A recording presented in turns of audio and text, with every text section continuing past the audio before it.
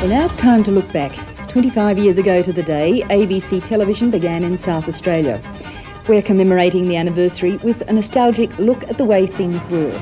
Richard Lower prepared this report with the help of Keith Birks, our self-appointed archivist.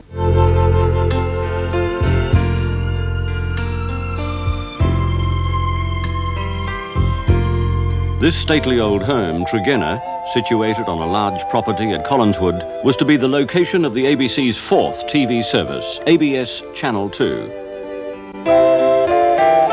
Construction of the studio complex began soon after purchase in early 1959.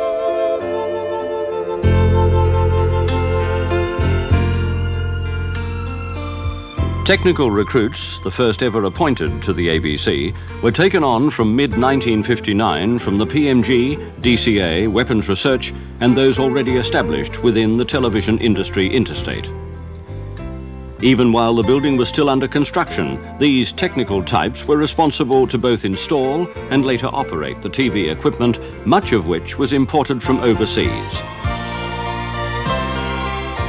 Staging workshop crews included Jim George and Mark Anders, under the direction of Bob Wealthy. Whilst in the Telecine area, Charlie Muscat and Bill Legg formed part of the technical team, together with Graham Harris and Keith Birks. Trevor Bauer and Peter Syme check out the transmission monitors.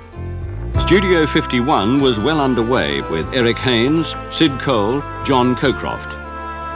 High-pressure media publicity was given to all television stations in those pioneering days, and the ABC was no exception. As opening night approached, ABS Channel 2 promised a great variety of programs to satisfy all tastes and all ages. Adelaide was tuned and ready as March the 11th, 1960 finally arrived. The official opening of ABS Channel 2 may be seen in 30 seconds from now.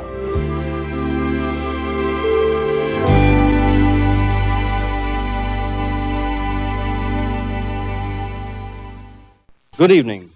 This is the ABC beginning transmission of its national television service in South Australia through ABS Channel 2. Tonight it's my pleasure to be associated with the opening ceremony of this, the fourth ABC television service in Australia. Well, now it's time for the news. You're watching ABC Television, ABS Channel 2. The time is 23 minutes past 7.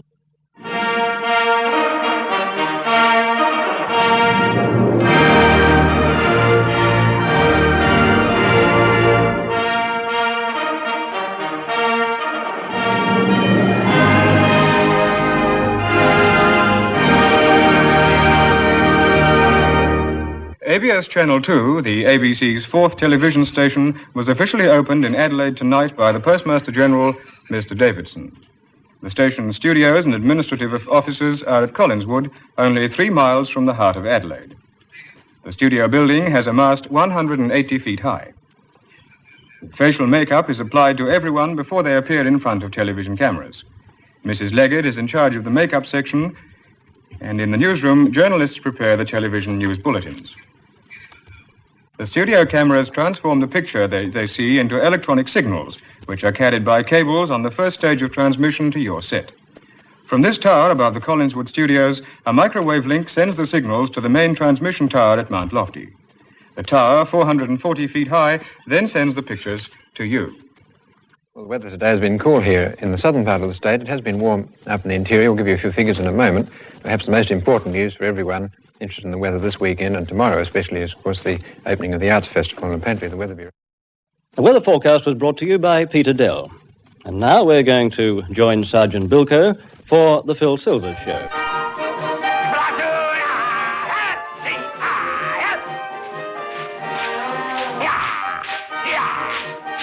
All too soon, our first night on the air was over. And with the conclusion of Music Room, our first live program, staff and executives filled the TV staging area for a well-deserved celebration, anticipating the years that were just before them.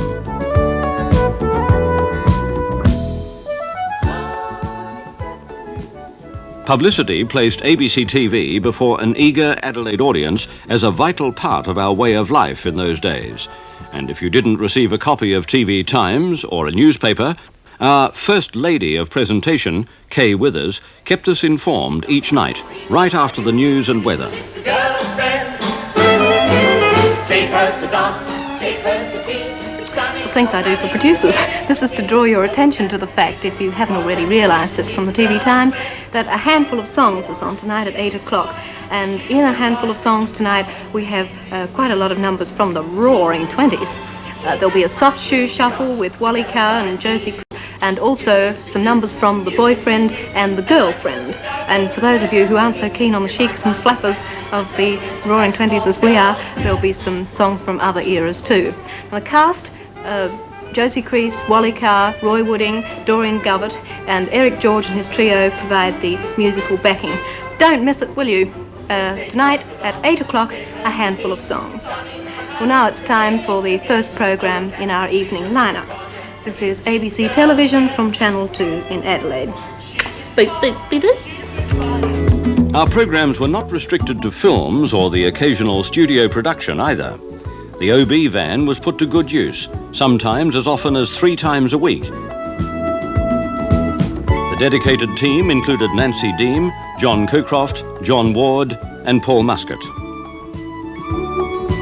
The van ventured forth as far afield as Bordertown, relaying the signal via a series of links back to Mount Lofty and thence to the studios.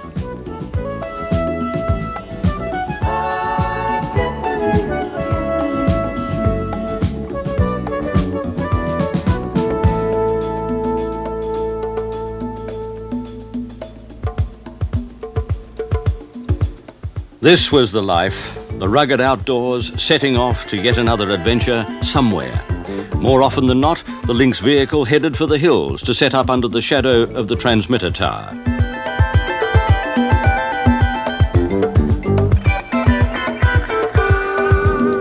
With a constantly boiling urn, the fact of being on duty could easily be forgotten, lazing under a nearby tree.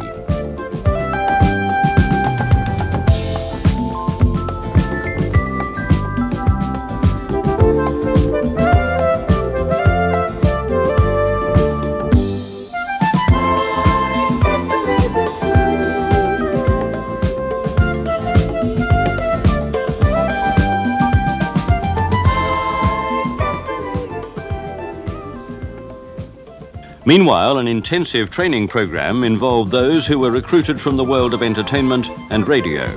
Here, Greg Sharp instructs Colin Hamilton, Alan Hodgson and Jeff Dugan into the technical aspects of Studio 51. Facilities through the studio were aided by Greg Sharp, Johnny Johnson, Jeff Dugan and Barbara Finesse.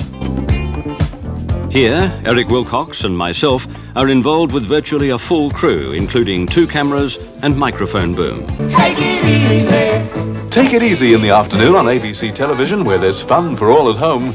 See Why Is It So? Every Monday, Tuesday and Wednesday. So take it easy. Mr. Ed will be seen 4 nights a week at the new time of 6 o'clock, and a new series of Doctor Who will be seen Monday to Thursday at 6:30. Well, there's an excellent lineup of first-class viewing for you on every afternoon, Monday to Friday, from 3:30 until the news. We hope you can join us. And a very courageous team dared to produce Party Time once every 2 weeks, when 50 or so children were let loose among the cameras, cables and lights. Bob Moore and Cliff Neat, as Nolly the Gnome, helped to keep all under control. Further publicity brochures kept the public in contact with a vibrant network able to provide variety programs to satisfy the ever-hungry TV audience. Who could ever forget those golden oldies? Or those incredible time fillers, the interludes such as Baby in the Bath. 1/4 century of electronic images have flown with the speed of light from these studios and its associated transmitter. Whether they've been received or not is another matter, and whether they have made an impact on our society for good or evil can be a point for debate. But in closing this momentous time of looking back, we're not going to think of our failures, but rather let's recall the fun times as the good old days live again. Oh! The girl from Granny's. I'm the man from Auntie. Get it? Got it? Good. Take Iden. God knows what they're doing. I mean, take the link. Take the link. Take the open. Oh, this is very embarrassing.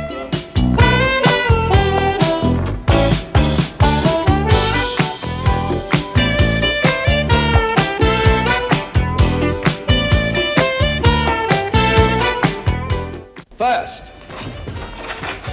You all right, cameraman?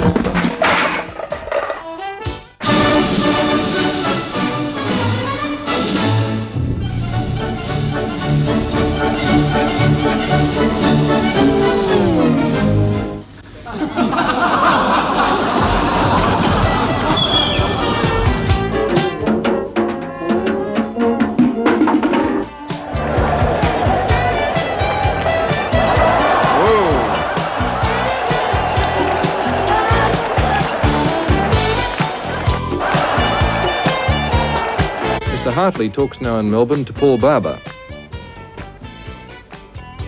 Much of a save Green movement is there amongst the federal executive of the Australian Labor Party? I would express a view.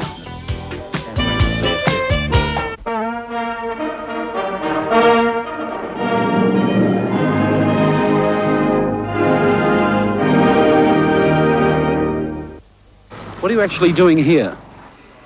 Well, I'm watering the flaming lawn, aren't I?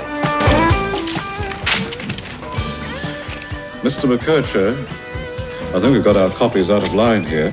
These investments are much too high, because the sun was not more there, but these investments are much too high in this Firm of the Society for the Conservation of Water, end of ident.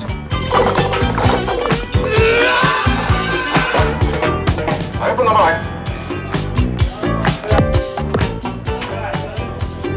Open his mic.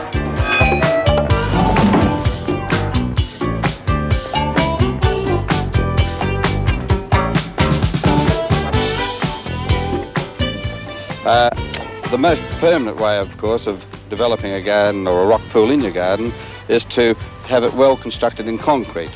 It doesn't crack, won't move, and it's there forever and a day. Good evening. Here's the news in briefs.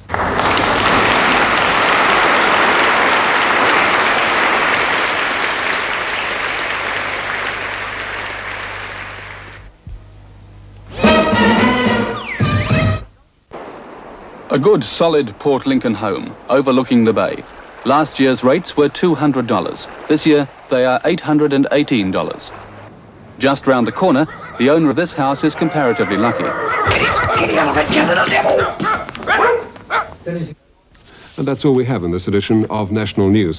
We'll be back tomorrow night at 7 o'clock with another bulletin of local and overseas news, followed, as usual, by Weekend Magazine. Richard Lowe, looking back, some of the less publicised events in the past 25 years through the eyes of the first presenter of ABC Television in South Australia, Bob Caldecott. I must confess I can think of a few not terribly well publicised events myself.